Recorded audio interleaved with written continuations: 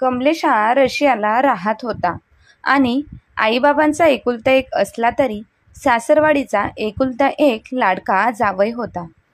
परंतु काही कामानिमित्त कमलेशरावांनी रशियावरून भारतामध्ये परत आला आणि तेव्हा त्याने आणि त्याच्या सासूने म्हणजेच बायकोच्या आईने मिळून ऋतुजाला म्हणजे कमलेशच्या बायकोला घटस्फोटाचं लेटर पाठवलं. कोणालाच काही समजत नव्हतं. कमलेश आणि त्याची सासू मिळून असं का वागत आहे?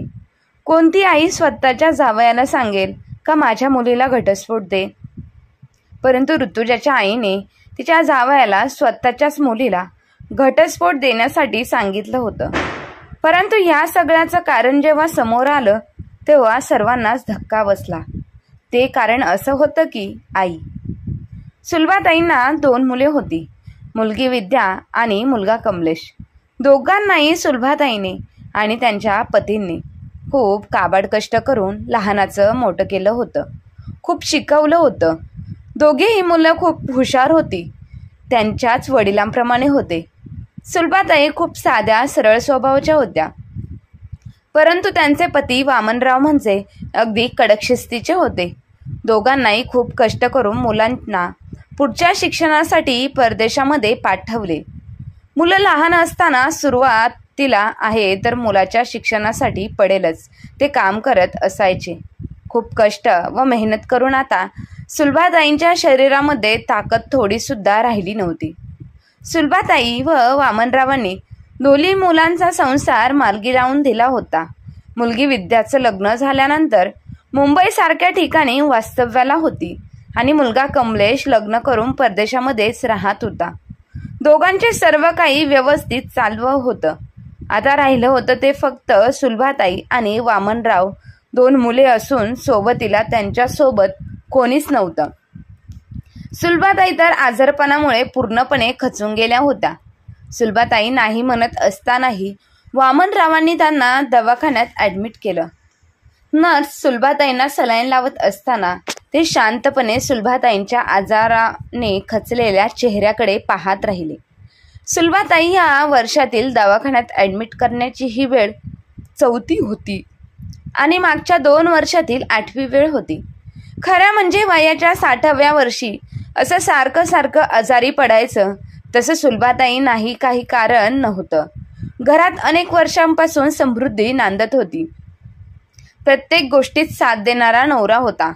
मुलामुलींची लग्न होऊन दोघेही त्यांच्या घरी सुखासमाधानात होते. पण आयुष्यात आलेला रिक्तपणा सुलभाताईंना त्रासदायक ठरला होता. त्यांचं खाण्यापिण्यावरचं लक्ष उडालं होतं. त्यातच देवाधर्माच्या नावाखाली केलेल्या उपवास तापासांनी त्यांच्या शरीर कमकुवत झालं होतं. त्यामुळेच त्या वारंवार आजारी पडत होत्या. आता त्यांना कावीळ झाली होती. सगळं शरीर पिवळं पडलं होतं. मळमळ आणि उलट्यांनी त्यांना प्रचंड अशक्तपणा आला होता.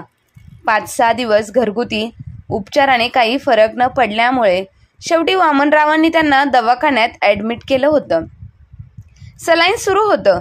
विद्याताई डोळे मिटून पडल्या होत्या. त्यांच्याकडे एक काळजीयुक्त नजर टाकून वामनराव रूममधून बाहेर आले. नातेवाईकांनाही बातमी कळावी काय ह्या संभ्रमात होते. कारण रोजमरे त्याला कोण रडे अशी परिस्थिती निर्माण झाली होती. मागच्या वेळी सुरुवात त्यांना ॲडमिट केल्याची बातमी त्यांनी नातेवाईकांना दिली होती. तेव्हा काही मोजकेच नातेवाईक दवाखान्यात भेटीला आले होते. काहींनी तर चक्क दुर्लक्ष केलं होतं. पण नाही सांगितलं तर हेच नातेवाईक आहो आम्हाला कळवायचं ना तरी आम्ही परके आहोत का तुमच्यासाठी असे म्हणायला कमी करत नाही. त्यांना अनुभवावरून माहिती होतं. शेवटी आपलं कर्तव्य पार पाडायचा निर्णय घेऊन त्यांनी मोबाईल काढला. अर्धा तास ते फोन करत होते. आता शेवटचा फोन राहिला होता तो म्हणजे त्यांच्या मुलीला विद्याला. वामनरावांनी त्यांच्या मुलीला फोन केला. बेटा तुझ्या आईला परत ॲडमिट केले आहे. अरे रामा आता काय झालं तिला? काय वेळ झाली आहे? 3-4 दिवसांपासून खाणेपिणे सोडले. खूप अशक्त झाली आहे. होणारच ना पण बाबा तिच्या मागे काय हे आजारपण लागले कुणास ठाऊक. तुमचे हाल होते असतील ना? असू देत ग पण आता माझेही वय झाले आहेत. असं काही घडलं माझा देखील बीपी आणि शुगर वाढते. थोडे कष्ट पडले की धाप लागते. कोणीतरी येऊन हे सगळं सांभाळावं असंच वाटतं. साहजिकच आहे. कमलेश जवळ असता तर त्याने सर्व काही बघितले असतं. तोही तिकडे रशियाला आहे. त्याला फोन केला होता की नाही? नाही ग, त्याला फोन करून काही उपयोग नाही. भारतात यावंसं वाटत नाही. तेही खरं आहे ना. पण मला वाटतं की तुम्ही त्याला एकदा फोन करून तरी बघा. तो येईल, मी बघते. जमलं तर. तेही खरंच आहे. मी फक्त जमलं तर एखादी चक्कर मारते. सध्या मुलांची परीक्षा सुरू आहे. त्यातूनच माझ्या सासरेबुवांची ही नेहमीच आजारपण. कसं जमेल मला यायला? हा देखील प्रश्न आहे. राहू दे, उगचीच दगदग करून घेऊ नकोस बाळा. तुझ्या आईच्या तब्येतीबद्दल मी तुला कळवत राहीन. चला, घ्या काळजी आईची, असं म्हणून तिने फोन बंद केला. वामनरावांना आता घरी जायचं होतं. सुलभाताई आणि स्वतः त्यांच्यासाठी काहीतरी खायला बनवणं फार गरजेचं होतं. पण सुलभाताईसोबत कोणीतरी असणार गरजेचं होतं. त्यांना आपले लहानपणीचे दिवस आठवले. घरात इतकी माणसं असत, कोणी की पेशंटसोबत कुणी राहायचा हा प्रश्न निर्माण होतच नव्हता. घरातले सर्व सदस्य आळीपाळीने पेशंटसोबत राहत होते. पैसा आला तसा प्रत्येकाला जीवाभावाच्या नात्यापेक्षा प्रायव्हसी महत्त्वाची वाटू लागली. त्यामुळे संयुक्त कुटुंब पद्धती संपली आणि अनेक प्रश्न निर्माण झाले. अगोदरच कुटुंबातील कोणाचा आजारपण अजिबात त्रासदायक वाटत नाही. आता मात्र घरातला एक सदस्य आजारी पडलं का अख्खं कुटुंब नेमका प्रश्नचिन्ह निर्माण होतात.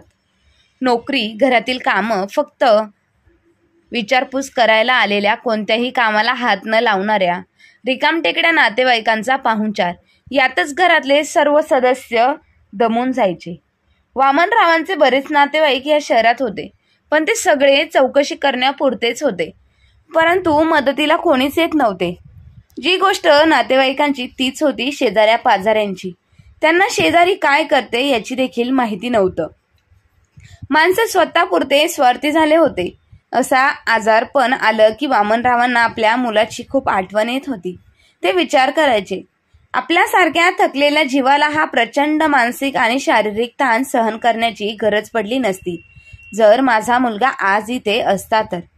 वामनरावांनी उमेशला फोन केला न राहून आणि फोन करून सांगितलं, बाळा, तुझी आई खूप आजारी आहे. काहीही करून उद्याच तू इकडे निघून ये. कारण आता तिला सांभाळणं मला फार कठीण जात आहे. कारण माझंही वय झालेलं आहे. सुलभाताईंचं आणि वामनरावांचे वय आता 65 ओलांडलेले होतं. त्यामुळे दोघांना एकमेकांना सांभाळणं फार कठीण जात होतं. अशा आजारपणामध्येच म्हणूनच दोघांनाही वाटायचं की मुलगा इथे जवळच असता तर खूप बरं झालं असतं. वामनरावांनी मुलाला सांगितलं, बाळा, तू ये. परंतु कमलेश म्हणाला, बाबा, माझी खरंच खूप गरज आहे का तिथे येण्याची. कारण आई जर जास्त आजारी नसेल तर ते 2 दिवसात बरी होईल आणि मला तिकडे यायला एवढा खर्च करून माझा वेळ पण व्हायला जाईल आणि 2 दिवसात बरी होईल असेल तर तुम्ही आईची काळजी घ्या. काय पैसे लागत असेल तर ते मी तुम्हाला पाठवून देतो. आपल्या मुलाचं उत्तर ऐकून वामनराव शांत झाले, निशब्द झाले आणि त्यांनी ठीक आहे असं म्हणून फोन ठेवला. शेवटी त्यांनी मनामध्ये विचार केला, लग्नामध्ये 7 जन्माची वचने घेतली आहेत. अग्नीच्या साथीने तर मला माझ्या बायकोचा शेवट करावाच लागेल. नाही, मुलाने तिच्याकडे लक्ष दिले तरी माझी जबाबदारी आहे. आणि शेवटी हे कलियुग आहे. काय सांगावं, मुलं म्हातारपणामध्ये आई वडिलांना सांभाळते नाही सांभाळतील असं म्हणून वामनराव सुलभाताईंना भेटायला आतमध्ये खोलीमध्ये गेले. सुलभाताई शांत होत्या. बेडवरती पडलेल्या होत्या. एका हातावरती सलाईन चालू होतं आणि डोळे बंद करून शांत झोपलेल्या होत्या. तिकडे रशियावरून वामनरावांचा मुलगा हा रस्त्याने जात होता. रस्त्याने जाता जाता एक भरधाव वेगाने येणारा ट्रक समोरून येत होता आणि त्याच रस्त्यामध्ये आई एक आपल्या मुलाला घेऊन जात होती. परंतु एवढा मोठा ट्रक फास्ट वेगाने येत आहे हे जेव्हा आईने पाहिलं तेव्हा ती धावत पळत जाऊन तिच्या हातातील मुलाला रोडच्या बाजूला फेकलं आणि ती मात्र ट्रकच्या खाली गेली. हा एवढा भयानक प्रसंग कमलेशच्या डोळ्यासमोर घडला. कमलेशने विचार केला, म्हणजे कोणताही कठीण प्रसंग आला तरी आई वडील आपल्या मुलांना नेहमीच सांभाळतात. जसं ह्या आईने आपल्या मुलाला वाचवले, स्वतः मात्र जीवाने गेली. कमलेश त्याच्या बालपणामध्ये हरवून गेला. त्याला आता आठवत होतं, मी तेव्हा 3रीच्या वर्गामध्ये होतो. अचानक मला झालेली कावीळ आणि त्या कावेळीमुळं आलेला ताप आणि या आजारपणामुळे 2 दिवस जेव्हा मी जेवलो नव्हतो, तेव्हा आई किती कासावीस होऊन वनवन भटकत माझ्यासाठी काविळीचं औषध शोधत होती. त्यावेळी जास्त गाड्यांची सोय नव्हती आणि काविळीचं औषध आमच्या शेजारच्या गावामध्ये होतं. त्याच वेळी शेतातील काम करणं फार गरजेचं असल्यामुळे बाबा सकाळीच शेतामध्ये निघून गेले. परंतु त्याच आईने मला सकाळी उठून 7 वाजता पाठीवरती बसून शेजारच्या गावामध्ये 10 किलोमीटर अंतर पार करून ती पायी मला ते औषध आणण्यासाठी तिथे घेऊन गेली आणि त्याच औषधामुळे तेव्हा मी बरा झालो होतो. मी आजारी असलो काही रात्र माझ्या उशाशी बसून ती जागायची आणि सकाळी सगळ्यांच्या आधी उठून सगळ्यांना जेवण करायची, सगळं काम करायची. परंतु आम्ही कधीच विचार केला नाही, आई रात्रभर जागी आहे, मग तिला झोप येत नाही का? आम्हाला उच्च शिक्षण मिळावं म्हणून आई दुसऱ्यांची धुणेभांडी करत होती. बाबा दुसऱ्यांच्या शेतावरती काम करण्यासाठी जात होते. परंतु आम्हाला परदेशात शिक्षणासाठी पाठवलं म्हणून आज आम्ही त्यांच्यामुळेच एवढ्या उच्च पदावरती काम करत आहोत आणि एवढ्या पगाराची नोकरी, जास्त पैसे कमवत आहोत. पण एक विचार केला, काय करायचे जास्त पैशांचं?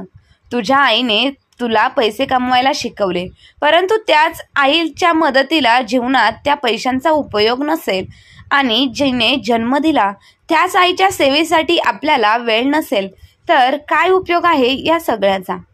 कमलेशने विचार करत होता आणि पाहता पाहता आजूबाजूला भरपूर गर्दी जमा झाली.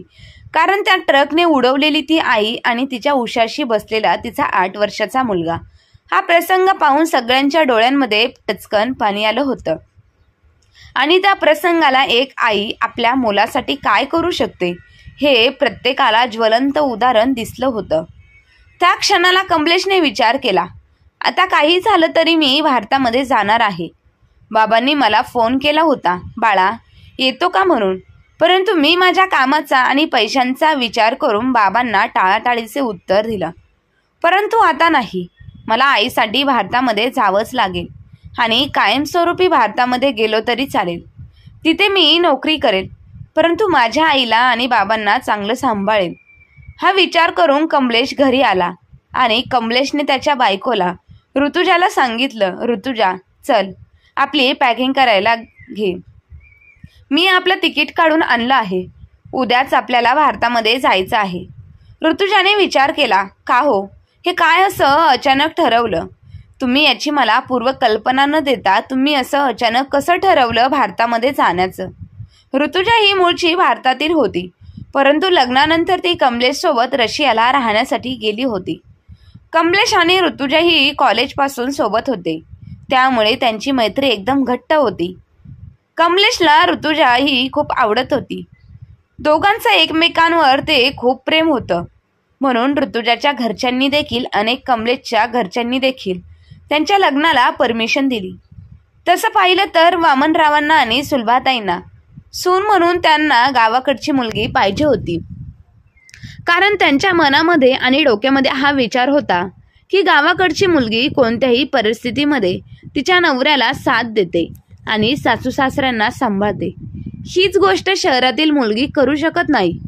परंतु कमलेशला तर शहरातील मुलगी आवडल्यामुळे आपण त्याला नकार देखील देऊ शकत नाही. त्यामुळे दोघांनी कमलेशच्या लग्नाला होकार दिला आणि दोघांचं लग्न लावून दिलं. लग्नानंतर 15 दिवसांच्या सुट्टीनंतर कमलेश आणि ऋतुजा रशियाला गेले. ऋतुजाचा तिच्या सासू सासऱ्यांसोबतचा राहण्याचा काहीच प्रश्न आला नव्हता. त्यामुळे सासू सासऱ्यांची सेवा तर दूरच, परंतु त्यांच्यासोबत राहण्यासाठी अनुभव सुद्धा नव्हता. जेव्हा कमलेशने सांगितलं आपल्याला भारतामध्ये जायचं आहे, तेव्हा ऋतुजांनी आकावतांडव करून कमलेशला खूप साऱ्या प्रश्नांचा भीडमार करून भांडण करायला सुरुवात केली. तिने सांगितलं, तुम्ही मला न विचारता भारतामध्ये जाण्याचं तिकीट काढलं कसं? तुम्हाला जायचं आहे भारतामध्ये तर तुम्ही जाऊ शकता, परंतु मी नाही येणार. बोलता बोलता दोघांच्या भांडणाला सुरुवात झाली. कमलेशने सांगितलं, अगं ऋतुजा, माझी आई आजारी आहे आणि ह्या वेळेस मी जर आईच्या उपयोगाला पडत नसेल तर काय उपयोग आहे, मी तिचा मुलगा असून. ऋतुजा देखील तुला आई आहे आणि तुझी आई जर आजारी असते तर तू अशीच वागली असते का? जर तू माझ्या जागेवरती उभे राहून विचार कर. परंतु त्यावेळेस ऋतुजा कोणत्याही गोष्टीचं भान न ठेवता बोलत होती. जा, तुला तुझे आई वडीलच महत्त्वाचे असेल तर जा, पण मला यायला जमणार नाही. तुझ्या आई वडिलांची सेवा तुला करायची आहे तर तू कर, मी नाही करू शकत. कमलेशला आता विचार पडत होता की त्याच्या बायकोला कोणत्या शब्दांमध्ये समजावं. ती समजू शकत नव्हती की परिस्थिती काय आहे आणि वेळ काय आहे.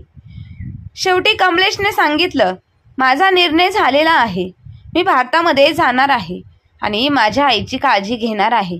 तुला यायचं असेल तर चल माझ्यासोबत. तसेही मी आपल्या सगळ्यांची तिकीटं काढलेली आहे आणि नसन यायचं तर नको येऊस. जाईल आणि मी राहील तिकडे एकटा. असं म्हणून कमलेश आपली पॅकिंग करायला निघून गेला. कमलेशने पॅकिंग केली. दुसऱ्या दिवशी संध्याकाळची फ्लाईट असल्यामुळे कमलेश तिथून निघाला. निघताना त्याच्या बायकोला विचार येत असेल तर चल माझ्यासोबत. परंतु ऋतुजाने सांगितलं, नाही, तुला जायचं आहे तर तू एकटाच जा, आम्ही येणार नाही. ऋतुजा भारतामध्ये येण्यासाठी नकार दिल्यामुळे कमलेश हा एकटाच निघून गेला. मुंबईमध्ये आल्यानंतरला कमलेशने त्याच्या बहिणीला विद्याला फोन केला. ताई, मी भारतामध्ये आलेलो आहे, परंतु आईबाबांना तू सांगू नकोस, फक्त हॉस्पिटलचा पत्ता दे मला. विद्याताईने त्याच्या भावाला हॉस्पिटलचा पत्ता दिला. कमलेश तो पत्ता घेऊन हॉस्पिटल शोधत शोधत हॉस्पिटलला गेला. तिथेच बाहेर गेल्यानंतरला सुलभाताई कोणत्या रूममध्ये आहे हे पाहिलं आणि आपली बॅग रूमच्या बाहेर ठेवून तो आपल्या आईला भेटण्यासाठी गेला. जेव्हा तो आईच्या बेडजवळ गेला तेव्हा आई शांतपणे झोपलेली होती आणि बाबा हे घरी गेले असल्यामुळे जेवण आणण्यासाठी आई एकटीच हॉस्पिटलमध्ये होती. कमलेशने आपल्या आईच्या डोक्यावरून हात फिरवला. त्या स्पर्शाने सुलभाताईंना जाग आली आणि समोर पाहिलं तर काय, आपला मुलगा आपल्याला भेटण्यासाठी आला आहे. हे जेव्हा सुलभाताईंना जाणवलं तेव्हा सुलभाताईने डोळे उघडले आणि त्या शुद्धीवर आला. तोपर्यंत डॉक्टर तपासण्यासाठी आले होते आणि वामनराव देखील त्यांना जेवणाचा डबा घेऊन आले होते. वामनरावांनी पाहिलं तर आपला मुलगा परदेशामधून आपल्या आधी इथे पोहोचला आहे. तेव्हा त्यांना खूप आनंद झाला. त्याने कडकडून मिठी मारली आपल्या मुलाला आणि कमलेशने बाबांचा आशीर्वाद घेतला. परंतु जेव्हा डॉक्टर तपासण्यासाठी आले तेव्हा त्यांनी विचारलं, हा चमत्कार कसा झाला? बेशुद्ध पडलेल्या सुलभाताई अचानक कशा काय शुद्धीवर आल्या? तेव्हा वामनरावांनी सांगितलं, हा आमचा मुलगा परदेशामध्ये राहतो. तेव्हा डॉक्टरांना कळून चुकलं की सुलभाताई सतत आजारी का पडत होत्या आणि त्या अचानक एवढ्या ठणठणीत का झाल्या आहेत. परंतु डॉक्टरांनी सांगितले, ठीक आहे, आनंदाचीच बातमी आहे, सुलभाताई शुद्धीवर आल्या आहेत, आता त्या लवकरच बऱ्या होतील. असं म्हणून डॉक्टर चेक करून बाहेर गेले. परंतु जाता जाता कमलेशला त्यांनी बाहेर बोलवलं होतं. जेव्हा कमलेश डॉक्टरांसोबत बाहेर गेला तेव्हा डॉक्टरांनी सांगितलं, तुम्हाला हा प्रश्न पडला असेल की तुमची आई अचानक शुद्धीवरती कशी आली. कारण 2 दिवसापासून बेशुद्ध पडलेल्या सुलभाताई यांना फक्त सलाईनामुळे शुद्ध होती, परंतु आज अचानक कशी काय ते शुद्धीवरती आले. याचं कारण काय? तुम्ही परदेशामधून खूप दिवसानंतर तुमच्या आईला भेटण्यासाठी आले आहे आणि जेव्हा तुमचा स्पर्श त्या आईला झाला तेव्हा त्या आईने डोळे उघडले. डॉक्टरांचे शब्द कमलेश खूप मन लावून ऐकत होता. पुढे डॉक्टरांनी सांगितलं, तुम्हाला जर असं वाटत असेल ना तुमची आई पहिल्यासारखी ठणठणीत बरी व्हावी आणि आनंदामध्ये जीवन जगावं, तर तुम्हाला एक खूप मोठा मोलाचा सल्ला देतो. तुम्ही जो परदेशामध्ये जॉब करत आहात तो सोडून तुम्ही भारतामध्ये या आणि तुमच्या कुटुंबासोबत आई वडिलांसोबत राहा. नाहीतर तुम्ही असं केलं नाही तर तुमच्या आईची अवस्था तर तुम्ही पाहिलीच आहे. तीच अवस्था तुमच्या वडिलांची देखील होऊ शकते. तुम्ही जर त्यांच्यासोबत राहिले तर ते अजून देखील 10-15 वर्ष आनंदामध्ये जीवन जगू शकतील. परंतु या उलट तुम्ही त्यांना सोडून दूर राहिले तर, असं म्हणत डॉक्टर शांत झाले. आता कमलेशला पूर्णपणे कळून चुकलं होतं की त्याच्या आईबाबांना आता त्याची गरज आहे. आणि तसं पाहायला गेलं तर एकदा की साठी ओलांडली तर प्रत्येक आईवडिलांना असंच वाटतं की आमच्या मुलाने आमच्या सोबतच राहावं, आमचा सांभाळ करावा, नातवंडांसोबत राहून आनंदाने जीवन जगावं. म्हणून आता कमलेशने पूर्णपणे निर्णय त्याचा बदलला होता. आता परत कधी रशियाला जायचं नाही. जी नोकरी मी परदेशामध्ये राहून करत होतो त्याच कंपनीची नोकरी मी मुंबईमध्ये देखील राहून करू शकतो. हो, तिकडच्या पगारापेक्षा इकडे पगार थोडा कमी असेल, परंतु आईवडिलांसोबत राहून सुखासमाधानाने राहील. आता सुलभाताई हळूहळू बऱ्या होत आहे आणि डॉक्टरांनी सुद्धा त्यांना डिस्चार्ज दिला होता. डिस्चार्ज दिल्यानंतर कमलेश आपल्या आईला घरी घेऊन गेला. आईसोबत राहत होता, आईची काळजी करत होता. आईला हवं नको ती प्रत्येक गोष्ट तो आईला देत होता.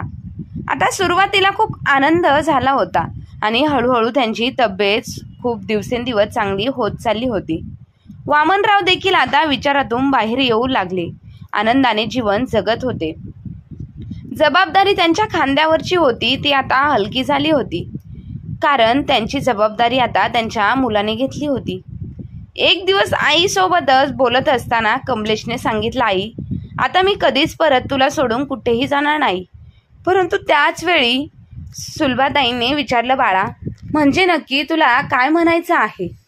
कमलेशने सांगितलं, आई, मी परदेशामध्ये राहून नोकरी करत होतो, तीच नोकरी आता मी मुंबईमध्ये राहून तुझ्याजवळ राहून करणार आहे.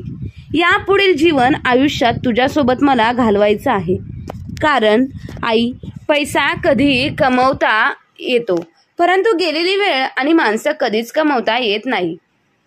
आणि आई, पैशापेक्षा मला महत्त्वाचे माझे आई वडील आहेत. त्यामुळेच मी हा निर्णय घेतलेला आहे. परंतु सुलभाताईने पुढचा प्रश्न केला, परंतु बाळा, रशियावरून येताना तू एकटाच आला आहेस. तुझी बायको ऋतुजा आणि माझा छोटासा नातू सोनू तो देखील आलेला नाही. मग ते लोक कधी इकडे येणार आहे?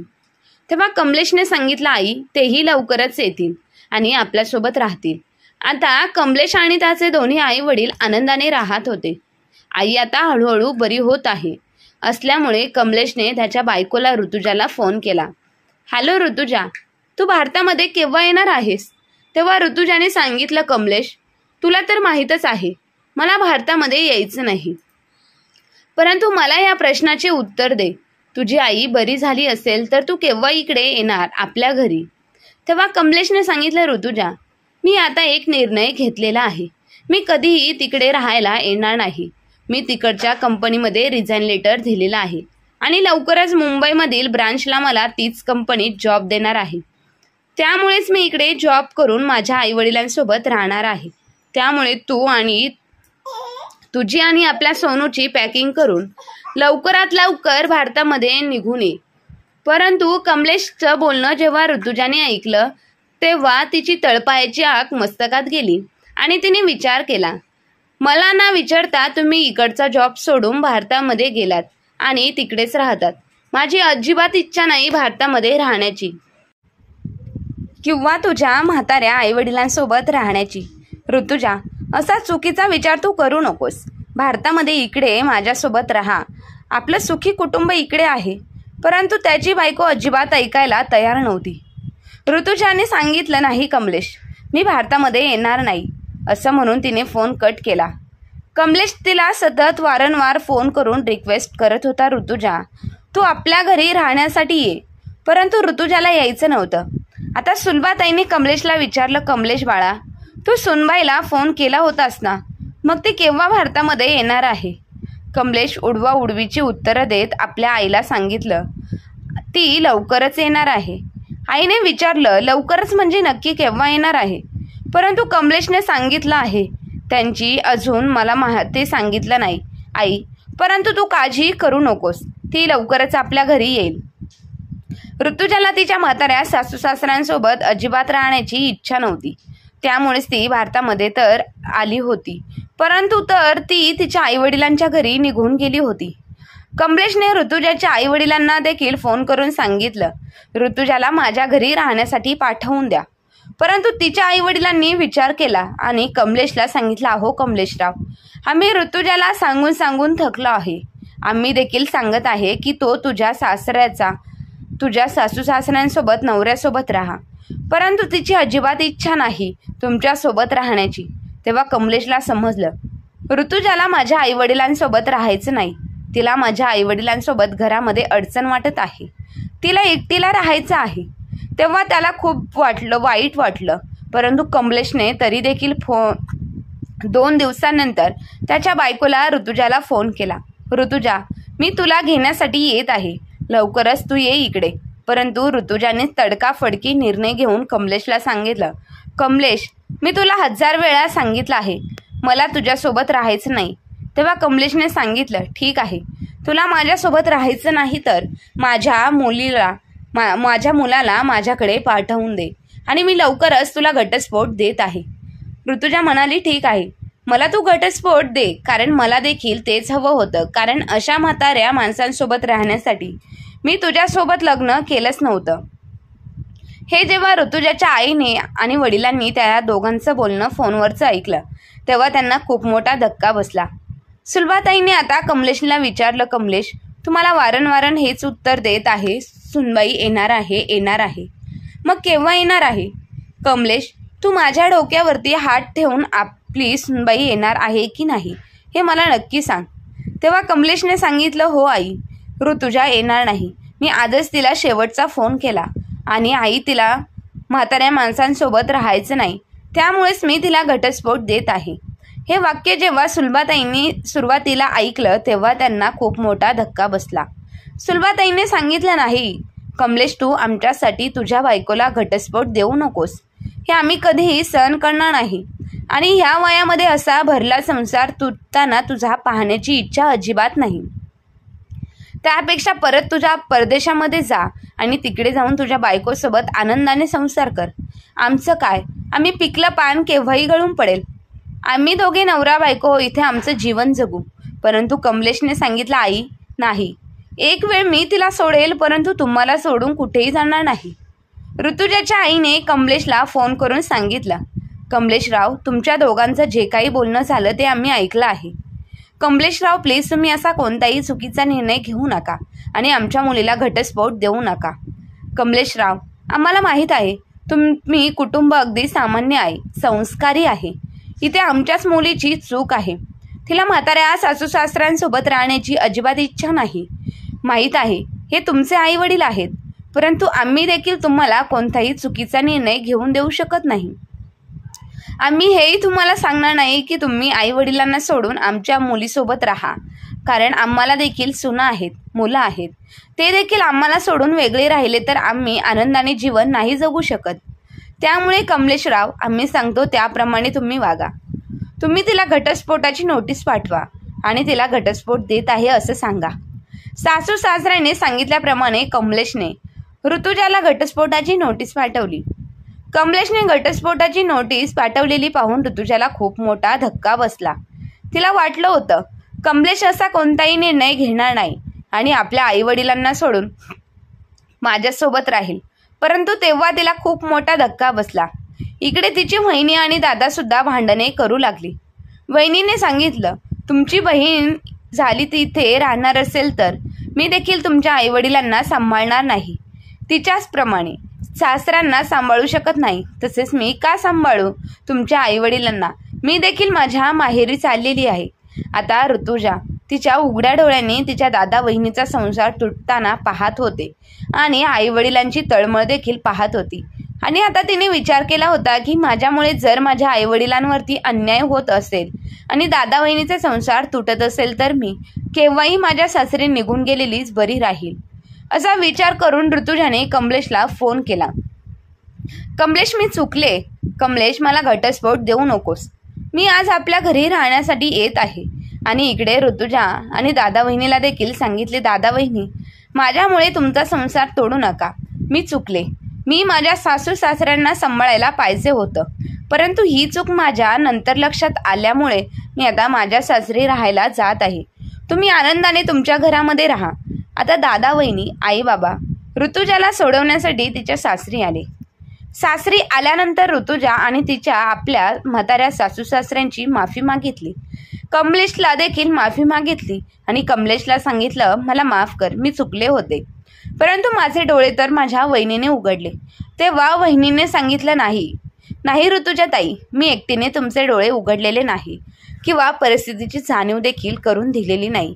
हे सगळं आई बाबा, तुमचा दादा, मी आणि तुमचे मिस्टर कमलेश दादा यांनी सर्वांनी मिळून केलेलं आहे.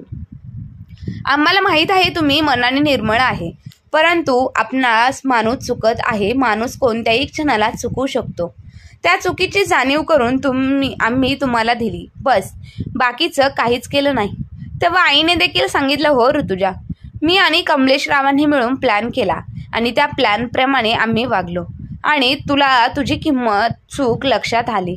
कमलेशराव तुला कधीच घटस्फोट देऊ इच्छित नव्हते, परंतु मीच त्यांना सांगितलं का ती घटस्फोटाची नोटीस पाठवायला. त्यानंतरच तुझे डोळे उघडणे होईल. तुझ्या समजणं. तेव्हा ती रडू लागली आणि आईला म्हणाली, आई, अशी आई प्रत्येकाला मिळू देत. आजकाल चुकत असलेल्या लेकीला आई पाठीशी घालते आणि मुलीचा संसार मोडते. परंतु आई, तू आज जो काही निर्णय घेतला आहे तो खूप योग्य घेतला आहे. त्यामुळेच माझा संसार सुटण्यापासून वाचला आणि मला माझा नवरा, सासू सासरे, मुलगा मिळाला. आई, जशी वहिनी दादा तुझी सेवा करतात त्याचप्रमाणे मी आणि कमलेशराव मिळून म्हाताऱ्या सासू सासऱ्यांची सेवा करू.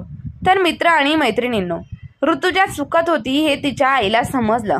त्यामुळेच ऋतुजाच्या आईने तिला वास्तव परिस्थितीची जाणीव करून दिली. त्यामुळे ऋतुजाचा संसार वाचला. प्रत्येकाने असा निर्णय घेतला तर आज समाजामध्ये चालत असलेला घटस्फोट सुद्धा थांबेल आणि सासू सासरे आणि मुलं आणि सुना एकत्र कुटुंबात राहू शकते. तर मित्र आणि मैत्रिणींनो, तुम्हाला ऋतुजाच्या आईचा निर्णय कसा वाटला हे कमेंट करून नक्की कळवा आणि कथा आवडली असेल तर आपल्या चॅनलला लाईक, शेअर, सबस्क्राईब नक्की करा. धन्यवाद.